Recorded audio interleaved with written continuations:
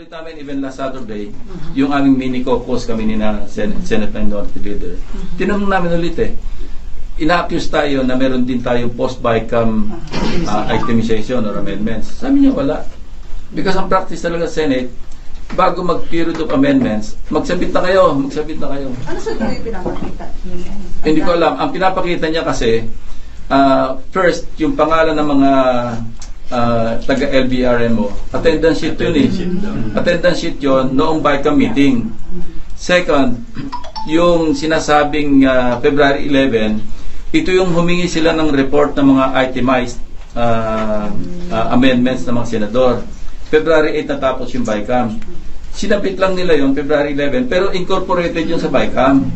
So, there's deception. When Congressman Andaya said, hindi, nagsabit sila doon sa amin ng items, February 11, tapos na yung BICAM. Yun yung naka-incorporate doon sa BICAM report, humingi sila ng kopya, binigyan lang sila.